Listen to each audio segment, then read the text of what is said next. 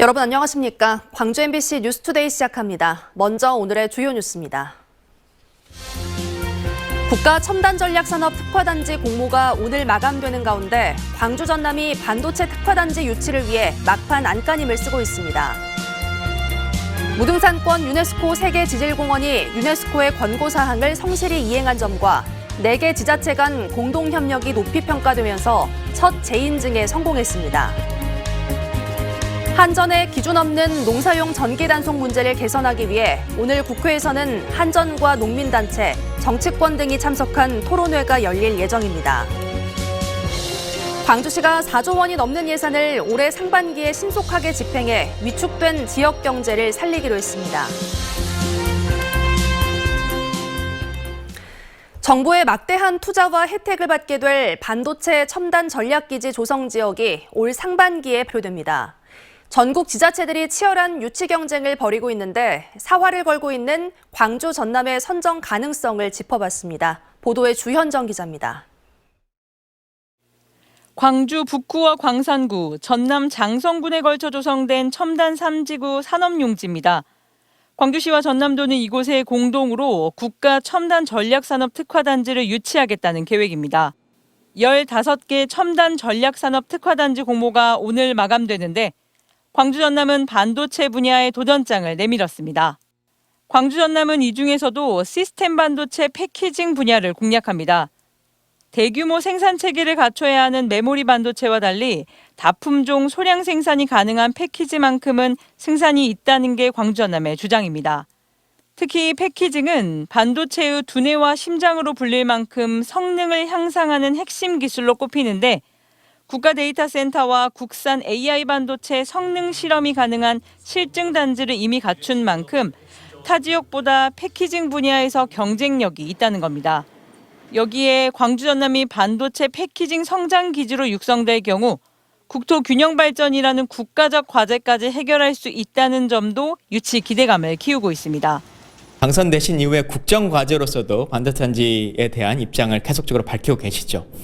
다른 지자체와 다르게 광주와 전남은 두 지자체가 상생 협력을 통해서 공동의 공간에서 유치하겠다라고 하는 것까지도 특화단지로 조성되면 예비 타당성 조사 면제는 물론 정부의 각종 예산 지원과 인허가 신속 처리 등의 특례가 적용돼 반도체 기업들의 활발한 지역 투자의 길이 열립니다.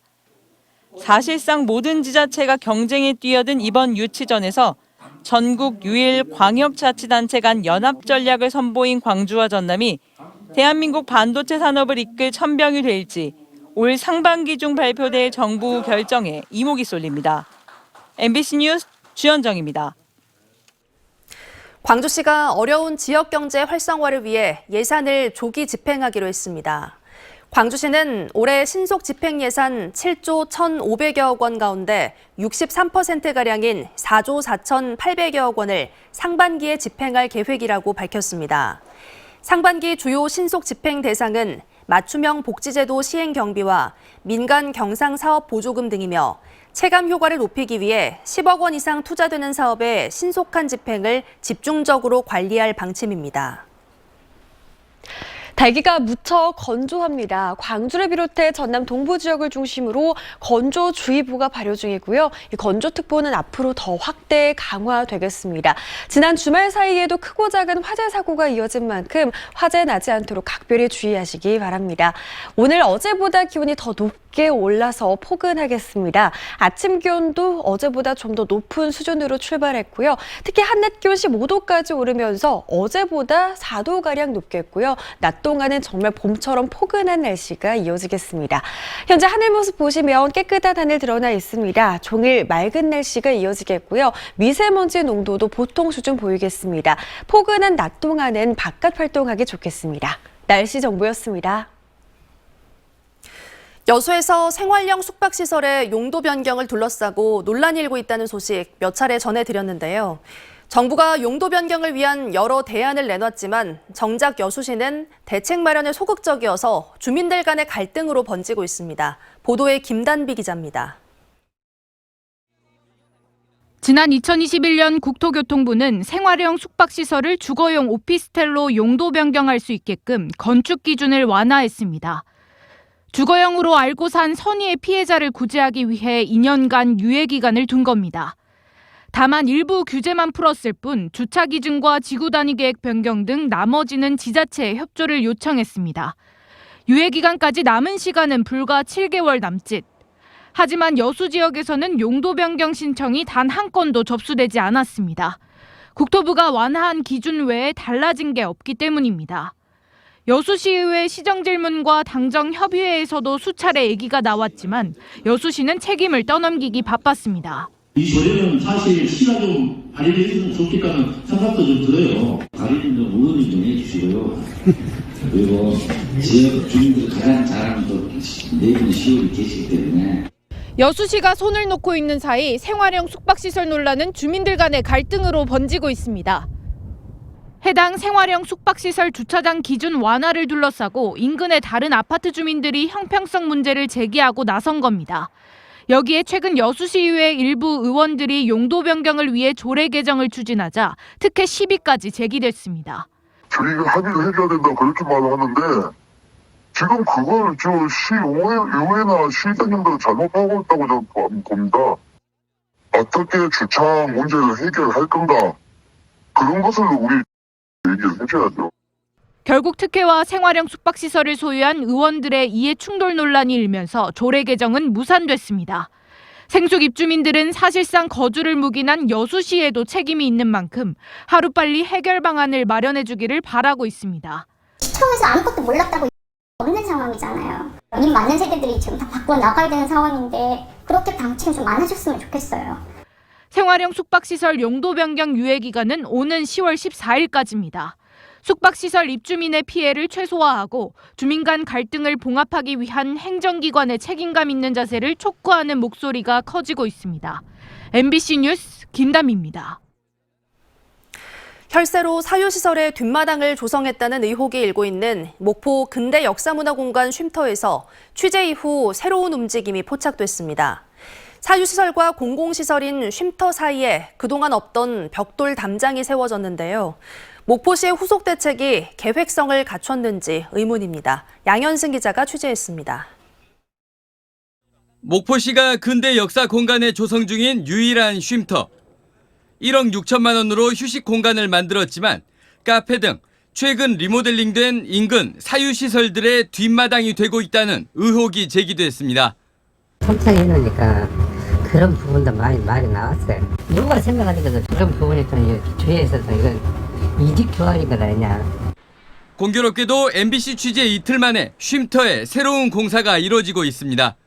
사유시설과 쉼터 사이에 벽돌로 된 담장이 생겨난 겁니다. 역시 통유리창과 출입문이 달린 카페 건물은 제외됐습니다. 앞서 목포시는 쉼터를 사유시설에서 격리하겠다는 구상을 내놓기도 했습니다. 차라리 패스를 쳐라. 저 사람들 특혜를 주는 것처럼 누구든지 오해를 할 거 아니냐. 목포시의 근대 역사문화공간 사업 후속 대응은 사실상 실종된 상태입니다. 45억 원의 건물들을 사들이고 43억 원으로 보수공사한 부서 따로. 이후 목적이 추상적인 건물의 활용을 떠안아야 하는 부서 따로. 2019년 이후 업무 담당자가 부서별로 수차례 바뀌면서 사업 취지와 책임을 찾아볼 수 없습니다. 완벽하게 지분 확보를 못한 건물도 오롯한 주인 행세를 하며 여전히 공사판입니다. 무원칙, 졸속으로 진행되지 않았나 싶습니다. 그래서 앞으로 사업에 대한 전반적인 점검이 필요하고요. 이후 사업 진행은 철저한 계획하에 진행되어야 할 것 같습니다. 목포시의 후속 대책은 고작 지금까지 제대로 근대 건물들을 활용하지 않았던 부서에 잘 활용하라고 당부하는 수준입니다. 각과의 이제 그 활용 계획에 대해서 다시 한번 점검하고 이렇게 좀 미진한 부분들에 대해서 해결책을 지금 같이 좀 찾아나가고 있는. 주먹구구식으로 사업을 추진했던 잘못을 반성하는 것보다 향후 예산 확보 걱정만 털어놓고 있는 게 목포시 행정의 현 주소입니다. MBC 뉴스 양현승입니다. 존치와 철거를 두고 논란을 빚어온 작품 검은비와 관련해 각계 의견을 묻는 토론회가 열립니다. 광주시는 내일 전일빌딩 4층 시민마루에서 관련 기관과 존치 모임 등이 참여한 가운데 시민 토론회를 연다고 밝혔습니다. 해당 작가와 예술시민 모임은 검은비 작품은 상무관에 안치된 최초의 추모비라는 상징성을 갖고 있다며 작품의 존치를 요구하고 있습니다.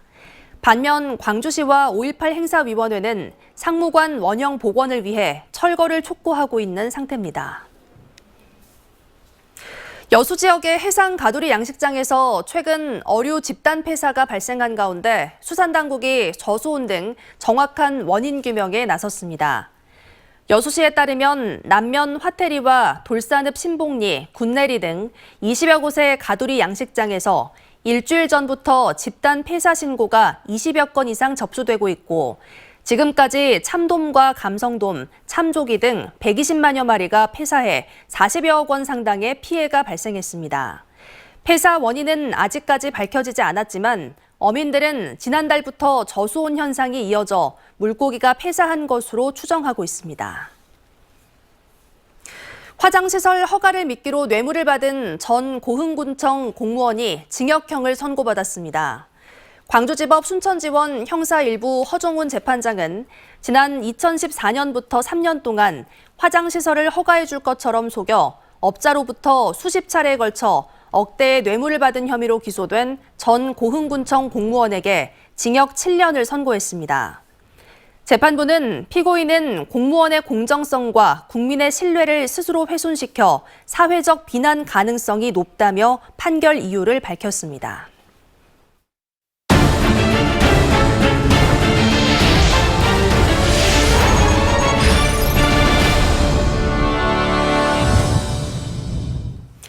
무등산권 세계지질공원이 유네스코 재인증에 성공했습니다. 광주시와 전라남도 등에 따르면 무등산권 유네스코 세계지질공원이 재인증을 받아 오는 2026년까지 지위를 유지하게 됐습니다. 유네스코는 2018년 최초 인증 당시 제시했던 권고사항을 4년간 충실히 이행했고 무등산을 둘러싼 4개 지자체가 공동 협력해온 점을 높이 평가했습니다. 광주시는 무등산권 세계지질공원 재인증을 기념해 다음 달 4일 올해 처음으로 무등산 정상을 개방할 예정이며 재인증 축하 기념품 증정 등 다채로운 행사를 준비하고 있습니다. 한국전력의 농사용 전기단속제도 개선과 관련해 국회에서 토론회가 열립니다. 오늘 오후 국회 도서관에서 열리는 불합리한 농사용 전력 어떻게 개선될 것인가 토론회에서는 정부와 한전, 농민단체가 참석한 가운데 농사용 전력 위약 사용 현황과 개선 방안 등 제도 개선을 놓고 토론을 진행할 예정입니다. 위탁 운영자를 찾지 못해 광양 커뮤니티센터 수영장과 목욕탕이 결국 문을 닫기로 했습니다. 시설을 오랫동안 이용한 시민들이 시 행정에 대한 아쉬움을 토로하고 있습니다. 보도에 유민호 기자입니다. 광양 중마동에 있는 커뮤니티 센터입니다. 입구에 수영장과 목욕탕, 레포츠 시설 폐쇄를 알리는 공고가 보입니다. 광양시가 지난해부터 위탁 사업자를 찾아왔는데 5차례 입찰에도 운영하겠다는 사람이 없어 결국 시정조정위원회가 폐쇄 결정을 내린 겁니다. 수영장은 수소도시 홍보관으로 이곳 목욕탕은 시 사무공간으로 활용할 방침입니다. 내부 안내 공간에서는 각종 집기를 정리하는 작업이 한창입니다. 수년간 시설을 위탁 운영해온 이영선 씨는 코로나19가 완화돼 이용객이 증가하는 추세였는데 운영을 이어가지 못해 안타깝다고 말합니다. 하루 3,000원으로 묶인 이용요금을 인근 수영장 수준으로 인상하려 했으나 시 조례 등에 묶여 올리지 못한 게 컸습니다. 일반 여성 회원분들의 회원수도 상당히 늘어가지고 평균적으로 일일 이용하는 회원이 아닌 우리 월로 다니는 회원이 550명에서 600명 정도. 인근 광영동과 금호, 태인동에서 시설을 찾았던 시민들도 폐쇄가 아쉬운 건 마찬가지입니다. 가까운 지근 거리에서 다니다가 또 새로 수영장이 생겼지만 선택을 할 수 있는 폭도 좁고 교통편도 좀 불편했고 시민이 이용하던 생활체육시설을 폐쇄하고 공무원 사무공간으로 쓰는 것을 두고도 적절하냐는 목소리가 나오는 상황. 광양시는 최신 시설을 갖춘 성황수영장이 개관했고 센터 자체 노후화가 심해 앞으로 예산 투입이 커질 것이라며 더 이상 운영을 이어가는 게 어렵다는 입장입니다. 계속적으로 지금 입찰도 한번 해보는 부분도 올렸는데 시정조정위원회에서 이제 여러 가지를 검토한 결과 는 폐쇄하는 것이 앞으로 바람직하다. 공간 사후 활용에 대해서는 구체적으로 정해진 것이 아니라며 용역을 거쳐 비용과 적절성 등을 따져보겠다고 밝혔습니다. MBC 뉴스 유민호입니다. 광주 지역의 사업주와 노동자 간 노사관계 인식 수준 차이가 큰 것으로 조사됐습니다. 광주시의회와 광주상생일자리재단이 실시한 노사관계 인식조사 결과 사업주가 느끼는 노사관계 만족도는 평균 71.2점인 반면 노동자는 50.7점에 그쳤습니다. 사업주는 노동자의 의견을 수용하고 불법 행위 근절에 노력하고 있다고 답했지만 노동자들은 처우 개선이나 고용 안정 등이 여전히 미흡하다고 인식하는 것으로 나타났습니다. 이번 조사는 지역 사업주 300명과 노동자 1000명을 대상으로 지난해 11월부터 12월까지 실시됐습니다. 광주시가 언제 어디서나 즐길 수 있는 체육 환경을 조성하기 위해 체육시설 종합관리계획을 수립한다고 밝혔습니다. 지난해 10월 실시한 체육시설 전수조사와 시민 설문조사의 후속 조처로 당시에 지적됐던 문제점과 시민의 의견을 반영해 체육시설 확충 배치 계획을 담을 예정입니다. 염주 종합체육관과 월드컵 경기장 등 기존 시설의 효율적인 운영과 활성화 방안도 찾아 복합 스포츠 여가 공간 모델을 제시할 방침입니다. 도농 복합도시인 무안군이 쓰레기 문제로 골머리를 앓고 있습니다. 인구 증가와 신도시 개발로 쓰레기 발생량이 급증하고 있는데 처리 능력은 한참 모자란 실정입니다. 문현철 기자의 보도입니다. 무안군이 위탁 운영하는 환경관리 종합센터입니다. 하루 종일 밀려드는 각종 쓰레기 때문에 24시간 쉴 틈 없이 가동 중입니다. 소각로는 물론 음식물 쓰레기 건조시설은 오래전 한계치를 넘어섰고 처리 못한 쓰레기는 그냥 땅에 묻고 있습니다. 밀입장 수명도 2년밖에 남지 않아 쓰레기를 처리하지도 밀입하지도 못하는 상황을 목전에 두고 있습니다. 현재 무안에서 발생하는 하루 생활 폐기물은 103.8톤, 10년 전과 비교해 50%나 늘었습니다. 아파트가 밀집한 남학과 오령 신도시 인구가 그동안 2만 명가량 늘면서 쓰레기 발생량도 덩달아 급증했습니다. 무안군이 대규모 생활 폐기물 처리 시설을 추가로 지을 계획이지만 가동까지는 적어도 5년 이상 걸릴 것으로 보입니다. 밀입장 수명을 연장시키기 위하여 재활용 선별시설을 적극 추진하고 있고 대형 폐기물을 위탁 처리하고자 하고 있습니다. 신도시 개발과 인구 증가로 생활 폐기물 증가가 충분히 예견돼 왔고 앞으로도 발생량이 계속 늘어날 것으로 보입니다. 결국 미리 대처하지 않은 무안군의 늑장 행정에 쓰레기 대란을 자초했다는 비판을 받고 있습니다. MBC 뉴스 문현철입니다. 전라남도는 겨울철에 지원하는 위기가구 긴급복지 연료비를 이달부터 월 11만 원에서 15만 원으로 인상해 지급합니다. 지원 대상 소득 기준은 4인 405만 원 이하, 재산 기준은 중소도시 1억 5,200만 원, 농어촌 1억 3천만 원, 금융자산 600만 원 이하인 위기가구입니다. 올해 새학기부터 마스크 없이 등교가 가능해졌습니다. 광주와 전남도 교육청에 따르면 실내 마스크 의무 착용이 해제된 이후 처음 맞는 3월 새학기부터는 대면 수업을 할 때 마스크 착용 여부를 개인의 선택에 따라 결정할 수 있도록 각 학교에 권고했습니다. 또 발열 검사와 급식실 칸막이도 해제됐습니다. 다만 통학버스와 비말이 많이 발생하는 음악 수업 등 좁은 공간에서 많은 학생이 모이는 수업과 행사의 경우 마스크를 의무 착용해야 합니다. 담양의 프리미엄 딸기인 죽향을 따는 로봇이 개발돼 눈길을 끌고 있습니다. 담양구는 최근 미국의 한 로봇 전문 스타트업 기업과 함께 수확용 로봇 시연회를 개최했습니다. 1단계 초기 모델이지만 농촌의 고령화에 따른 인력난을 해소하고 기후변화에 대응 가능한 미래 농업 기술 개발에 첫발을 뗐다는 점에서 의미 있다는 평가를 받고 있습니다.